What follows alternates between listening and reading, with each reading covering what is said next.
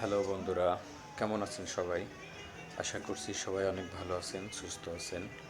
আমি আজকে আপনাদের মাঝে আরও একটি নতুন ভিডিও নিয়ে চলে আসলাম। ভিডিওটি হচ্ছে সাউথ এশিয়ার মধ্যে থাইল্যান্ড একটি অন্যতম রাষ্ট্র। এই রাষ্ট্রটি হচ্ছে এমন একটি দেশ, এখানে সারা বছর পর্যটক লেগেই থাকে। আর থাইল্যান্ডের মেন আকর্ষণ হচ্ছে পর্যটক।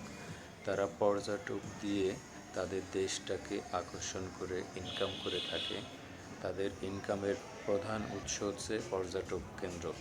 এই পর্যটক এমন একটা বিষয় থাইল্যান্ডের জন্য সারা পৃথিবী থেকে কিন্তু এখানে বিভিন্ন দেশের মানুষ, ইউরোপ আমেরিকানরা আসে এনজয় করতে, টাকা উড়াইতে, আনন্দ উল্লাস করতে আসে। তো বন্ধুরা, আপনারা যারা ইতিমধ্যে থাইল্যান্ডে গিয়েছেন তারা কম বেশি অনেকেই জানেন যে থাইল্যান্ডের মানুষ কেমন, তাদের জীবন লাইফস্টাইল, তারা কীভাবে চলাফেরা করে, তাদের ইনকাম সোর্স কী। তো ইতিমধ্যে কিন্তু এই বিষয়টা অনেকেই অবগত আছেন। তো আমি কিন্তু থাইল্যান্ডে মোটামুটি দ্বিতীয়বার গিয়েছি, 2বার গিয়েছি থাইল্যান্ডে। থাইল্যান্ড আমার কাছে খুবই ভালো লাগছে। আর থাইল্যান্ড কিন্তু প্রাকৃতিকভাবে অনেক সুন্দর একটা দেশ। যেমন ফুকেট হচ্ছে অন্যতম একটা স্পট, ট্যুরিস্ট স্পট, বিশেষ করে ট্যুরিস্টদের জন্য। এখানে কিন্তু সমুদ্রের ভিতর দিয়ে সারাদিন ট্যুরিস্টরা ঘুরবে এবং রাত্রেবেলা হচ্ছে ফুকেট যে এরিয়াগুলো আছে এখান দিয়ে আপনার যে ওয়ালকিং স্ট্রিটগুলো আছে এখান থেকে এনজয় করবে, ঘুরবে ফিরবে। এই হচ্ছে থাইল্যান্ড, এইভাবেই কিন্তু মূলত চলে। তো আমি এখন কথা বলছি পাতায়ার যে ওয়াকিং স্ট্রিট আছে, ওয়াকিং স্ট্রিট বিষয় সম্পর্কে আপনাদেরকে যতটুকু পারি তুলে ধরার চেষ্টা করব। এখন দেখতে পাচ্ছেন প্রায় হচ্ছে 10টা থেকে 10:30 বাজে। এই সময়টা দেখেন আস্তে আস্তে কিন্তু থাইল্যান্ডের যে মূল আকর্ষণ এটা কিন্তু জমা শুরু হয়েছে। তো থাইল্যান্ড পাতায়া বিচ আছে, এটা খুবই নামকরা, আপনারা অনেকেই অবগত আছেন। সারাদিন কিন্তু এই পাতায়া বিচে মানুষ থাকে এবং পাতায় যে মগ আইল্যান্ড যে বিচ, সাগরটা, এই সাগরটাতে কিন্তু সারাদিন স্পিড বোটে ট্যুরিস্টদেরকে বিভিন্নভাবে আনন্দ এবং বিনোদন দিয়ে থাকে।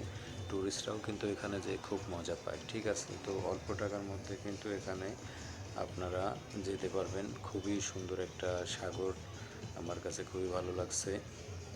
তো সারাদিন এইভাবে আপনাকে 2টা 3টে পর্যন্ত ঘোরানোর পর আপনাকে নিয়ে আসবে হচ্ছে বিচে এখান থেকে খাওয়া দাওয়া করে দেন আপনি রেস্ট নিয়ে সন্ধ্যার পরে হচ্ছে থাইল্যান্ডের মূল আকর্ষণ যেটা, সেটা আপনারা ঘুরে ঘুরে দেখতে পারবেন।